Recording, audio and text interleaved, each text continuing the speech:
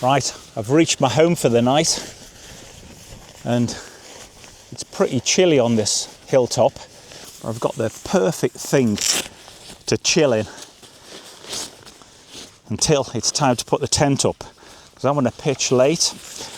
And if you haven't seen this before, this is called the Jerven bag. It's a fantastic piece of special forces equipment, originally developed by Norwegian hunters and then used by the Norwegian Special Forces. And check it out, because my most successful video ever, with about 370,000 views, has been on this bit of kit. So I'll put a link to that up there. But now I'm going to put it on and get warm. And you'd be right for thinking it's a bit strange, but you can probably see this foil lining here, and this reflective mylar is super warm inside. And then when you've got it zipped up, it's an incredibly cozy place to be. You can fashion a belt out of this cord. If it's wet, there's even a couple of included arm pieces so you can keep dexterity. But it's nice to just kind of cozy down inside. And if you're fond of keeping a low profile, it looks just like a Lake District rock, except for this.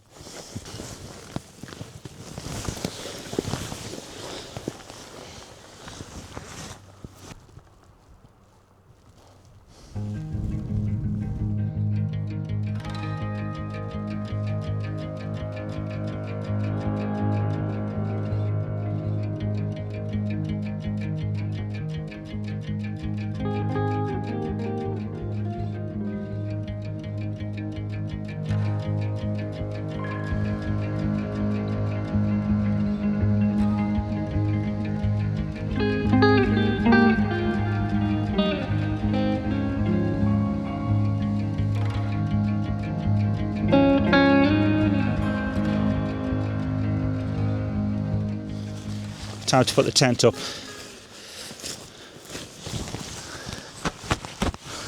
Oh yeah, this is it. Right, what it's a case of doing is completely unzipping the Jerven bag and putting these triangular shaped tent end pieces on. You just zip them in. The ground's a little bit softer here.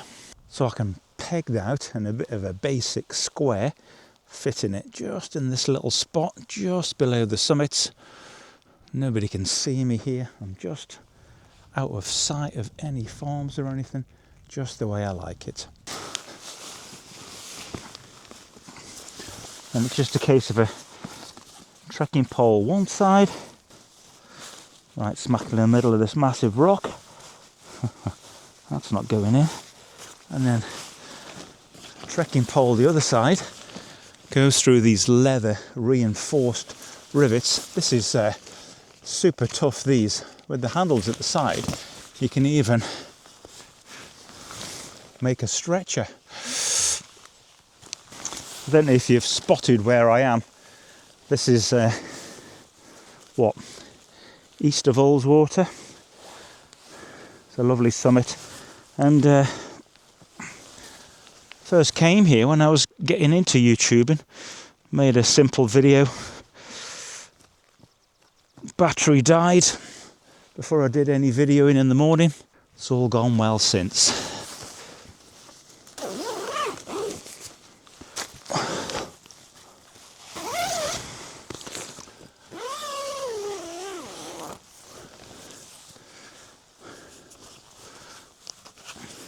So what I've got there now is a super simple structure. I've just looped the door back on there. I haven't done that armhole up yet. But got a pretty spacious interior. There's enough room for two people, but nice and spacious for one. No inner, of course, but that's fine for tonight.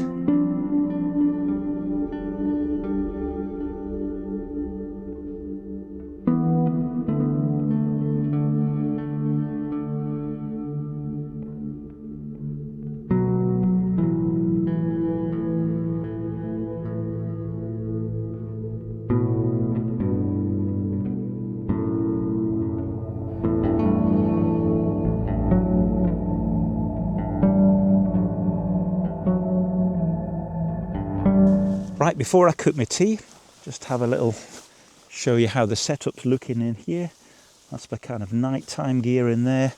I've got the Light Tour R7 double-sided mat to try. I've got a Robin's mountain bivvy that I've never actually used. I've had it a little while, but this is waterproof on the bottom and breathable on the top. And my Sea Summit Sport Pro bag, and that's pretty much it. And then if I get cold, I've got the Thermarest poncho to put on as well, so that should be fine. And then my food, I've got a British Army 24-hour ration pack, so I'm going to make a separate video on this showing you how I get on, so look out for that. I'm pretty excited about this. Got no idea what I'm going to find inside. Now, those that have been in the military will be having fond memories of this sort of stuff. I never have, but I've always been intrigued what these ration meals are going to be like. Aloo curry is my main meal, I think. And this is a fun thing I wanted to try tonight. This is a fire maple table thing that works with a gas canister, and that just goes through there. Screw your stove on, and this should solve the problem of instability of a canister top stove, if I get the bloody thing on. And then you can adjust the height of this little table bit via these slots for a bigger canister. You've got a little table and you know, maybe somewhere to hygienically put your cooking utensils, and of course, you know, it's really much more stable, not going to fall over.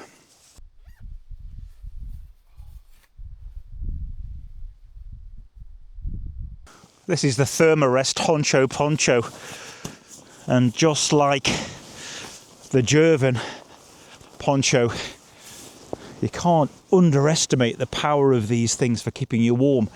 Something that's big and long and traps all the heat inside. Super cozy, marvellous. Thank you. Now I think the idea is now that stick that in there and simmer away. I think I still should have put the stove base on. Right, let's give this a try. Ooh, smells pretty tomatoey. Chunky, flipping good actually. So I've put loads of the mixed nuts in there that were bland, and I'm going to try some of the sambal red chili sauce. Presumably there was a guy named Sam who once got it on his balls and found out how hot it was. Right, sit here, having my cup of tea.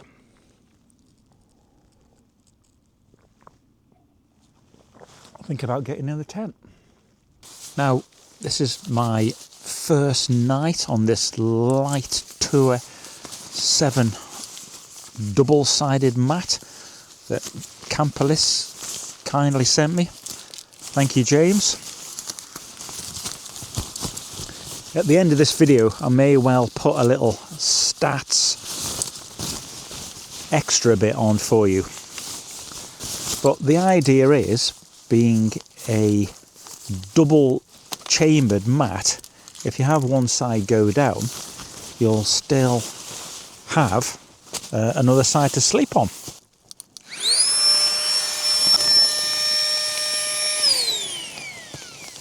That was pretty quick. Now these will be a double inflate and deflate. Now the other side. So the idea is now, if one side went down, you would still have a reasonable amount of pad there. Let's try it with the other side up. There we go. So far so good. Not massively thick, just 8 centimeters thick, but hopefully it'll make for a comfortable pad. This is the large, supposed to be 195. I measured it just slightly less than that, and I think it's 65 wide. Again, I measured it just a little tiny bit. So look at the video at the end for the proper little stats I did on it. So one good thing about the Jerven tent is, despite having very bright lights in there, you'll get very little light leakage, and it kind of adds to the stealthiness.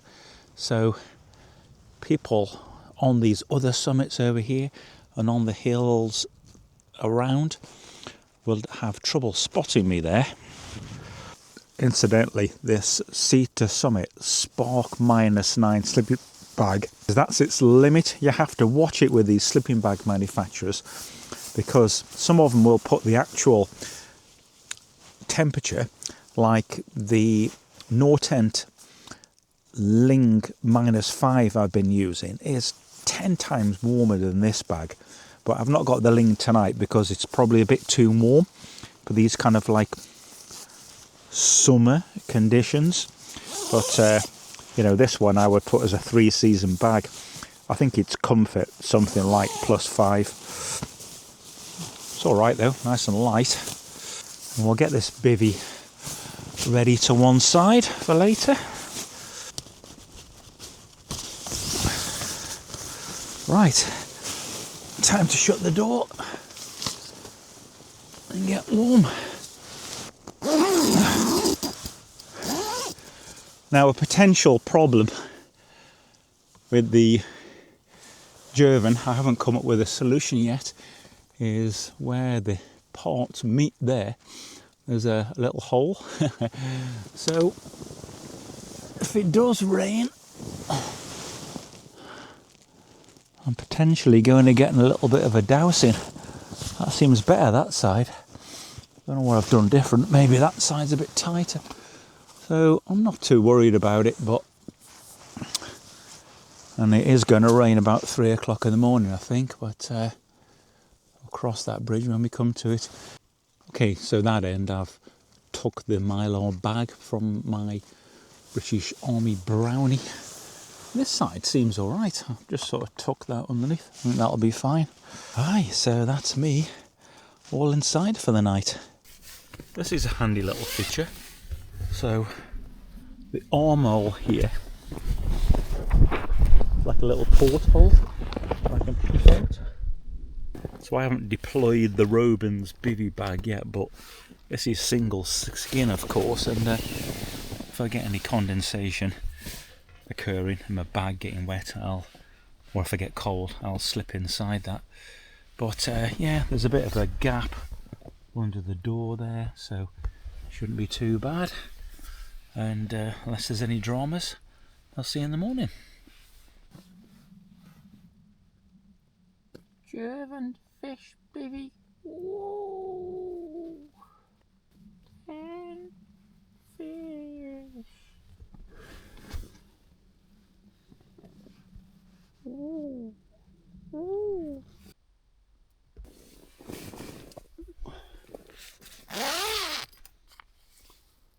Good morning. Not a bad night. Bit of condensation, as you'd expect, but after it stopped raining, I got that zip open and the armholes, and that kind of seemed to have reduced it. That was pretty comfortable.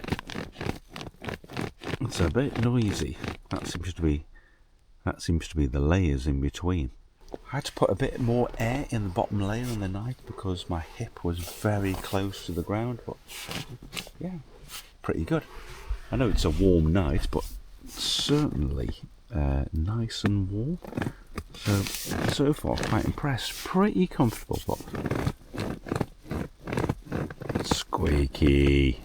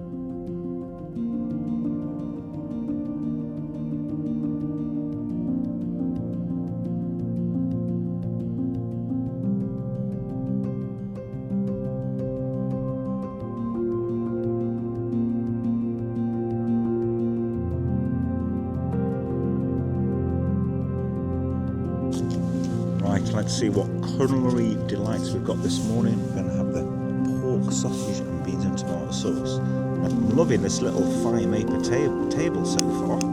More as a little organiser. But I definitely need the stabiliser for the gas canister.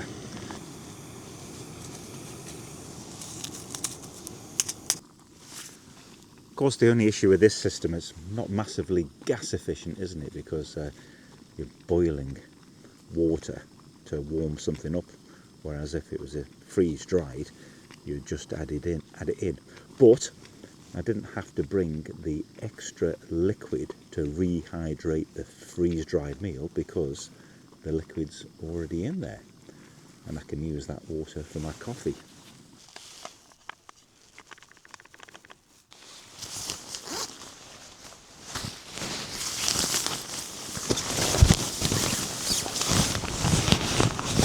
And of course, should I want to now, after I've struck camp, perhaps I want to cook outside, it's cold and damp, I can just zip this back up and stick it back on and keep warm until I'm ready to move. And I know it looks kind of ridiculous, but I can't overemphasize how much instant warmth this thing gives you. So comment below if you've got good experience of using ponchos for warmth. It's kind of impractical, they're big and floppy, but for around camp there's nothing better. So this bit of kit is the Jerven Fell Ducken Original. I'll put a link below to where you can get it from Wild and More. And just to give you an appreciation of everything together, I've been using the NRAN 2 footprint, that's the Fell Ducken.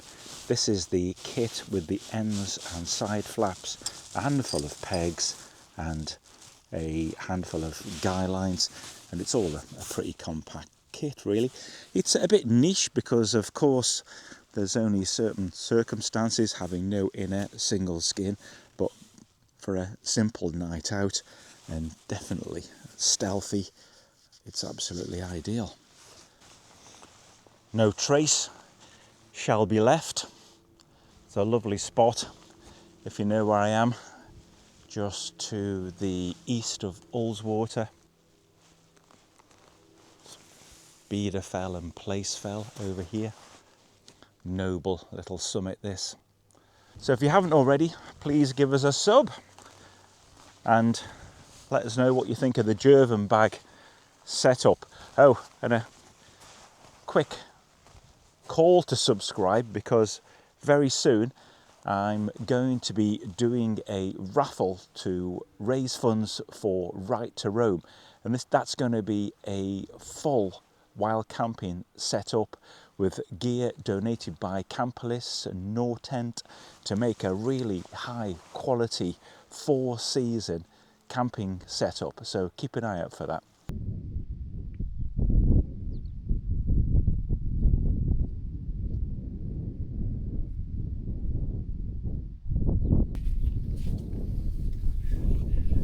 For those that have been watching my videos for a while, let me know also in the comments below what you think of the footage and sound, because I've switched to DJI Action 5 just mainly because of the built-in transmitter from the camera to a wireless microphone. So much better than the GoPro system.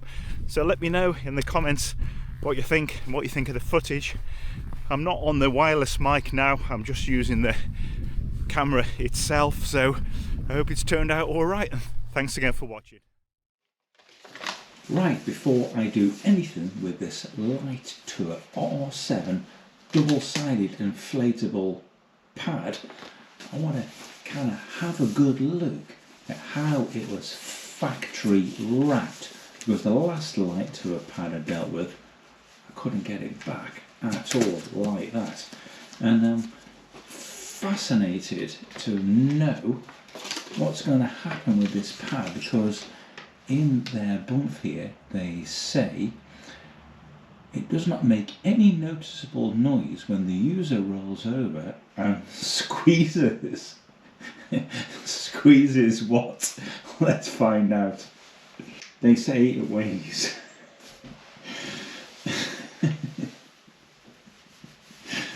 I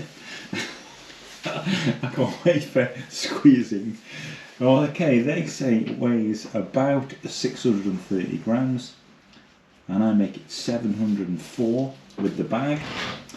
The dimensions of it wrapped up in this beautiful tight little package are exactly 20 by 9.5 centimeters, so compact by anybody's standard. Yes, there's a valve on this side and there's a valve on the other side as well, because you know what it's like when you're lying on your pad and you want to deflate it a little bit and let some pressure out. The valve's always on the other side and down by your feet. Now this way you stand at perhaps a 50% chance of it being close to you. So it's the usual double-sided thing, inflate through here, worn away your valve, and the opportunity to deflate a bit, probably pull on that little rubbery bit inside as well. So to completely deflate it, you would just pop the whole thing off like that. I've blown at one side, and the idea is if your pad goes down, it's not going to go completely flat, but this, having two sides, should add to the comfort and perhaps the insulation. So let's blow up the other side. So is it noiseless if I roll over and squeeze? Please? Yeah, hard to tell. We need to get some grass. Right, let's measure it.